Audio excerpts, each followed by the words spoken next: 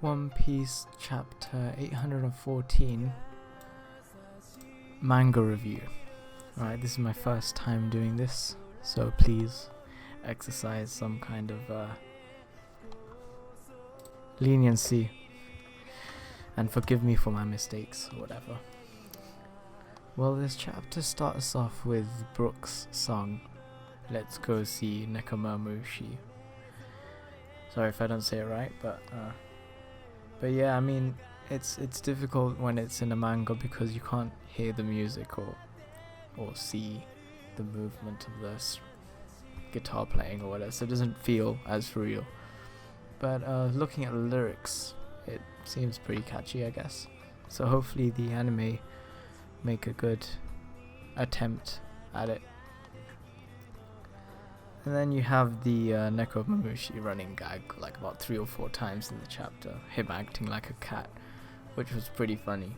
I mean, it did make the chapter very entertaining. Again, this is another thing that, hopefully in the anime, they make it a lot more funny. And then there's the part where Luffy just so quickly accepts the fact that if Sanji gets married, then they'll have another crew member, which I guess goes to show how trusting Luffy is of his nakama, and something that comes up again after, which proves that is his comment on saying that if Sanji leaves, then they'd be part of Big Mom's crew or something, and he says something like he'd rather be part of Big Mom's crew than to have Sanji leave, or something like that.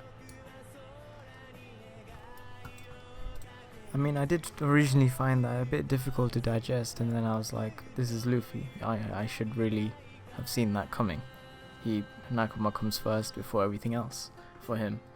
So it's a nice touch, I think, adding that to the chapter. Another thing about Nekomamushi's running gags, going after the catnip, being distracted by the ball, and etc. I think it's quite funny and good how Oda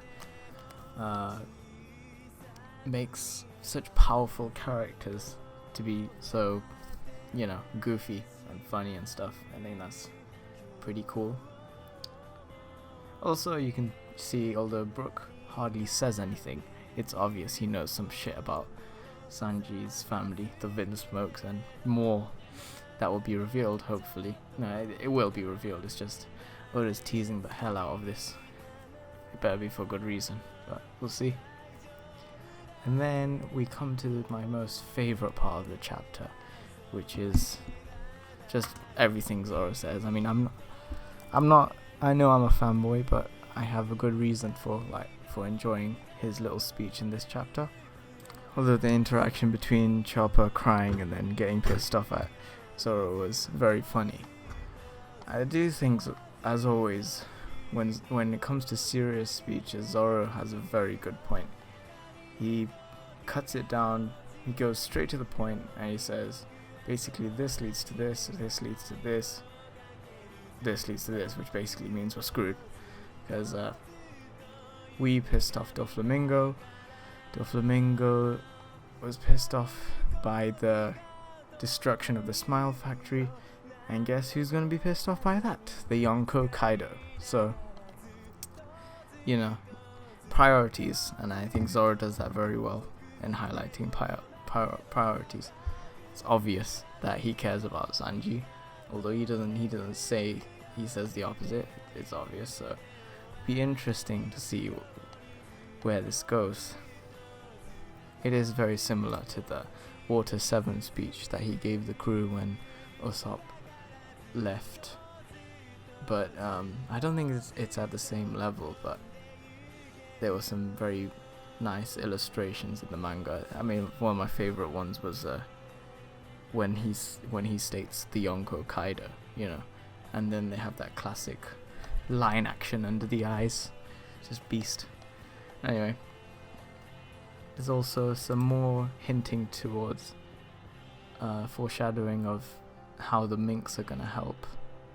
You can tell by their questioning of Luffy and stuff, like whether there's anything they can do to help, So either they're going to help the Straw Hats later, or they're going to help them immediately in order to go to Sanji or protect the island. It could go a few ways from here. That's the thing about One Piece. Is like there's so many ways the story could go from here, but we'll have to wait and see. I mean, it would be really beast if Zoro could fight Jack. I know I might be pushing it, but because I don't even know if Zoro is at that level. I know that's hard for me to say because I really hope he is, but let's be real, like, Jack has a 1 billion bounty, and most of that is probably due to his strength.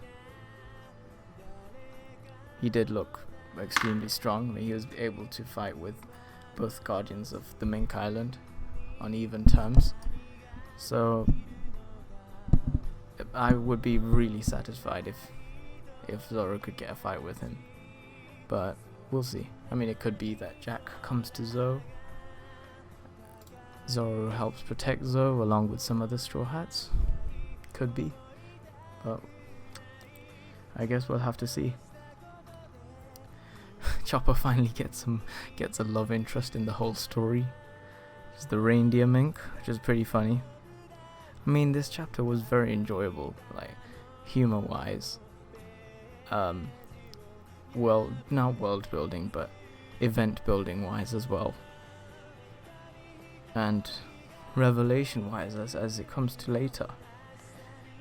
I mean, Nekomamushi is like freaking Garfield because he loves lasagna and stuff. I'm pretty sure it was a reference to Garfield. It couldn't be anything else. I don't know. Oda just amazes me with how he includes Easter eggs from all over the place. Very knowledgeable in terms of media, TV shows, cartoons, and whatever, you know. It's what makes One Piece so interesting. And then to the final and most important point, the Vinsmokes are a family of assassins. Who saw that coming? I really didn't see that coming. Lots of people theorizing that he is related to the Celestial Dragons or to the Gorosei, which is very possible still, but I did not even see this coming. So many comments on how he's like a Zoldyck from Hunter x Hunter. But it just goes to the big question is, who's his dad? And is he someone that we know, or because we know he's very influential in the underworld, so we'll have to see.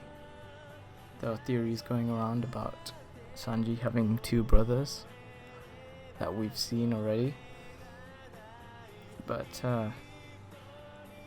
it's gonna be very epic. That's all I'm gonna say. It's obvious it's gonna just get more epic from here. Gotta say the last few chapters have been giving me the old One Piece vibes. I'm talking before the time skip, in terms of adventure and things. I mean, Enies Lobby was my favorite One Piece arc of all time. So if this is like a 2.0 version of that, but better and more unique, then this will probably end up being my favorite arc so far then, depending where this goes. But yeah, thank you for listening and watching my review. Hopefully there'll be more.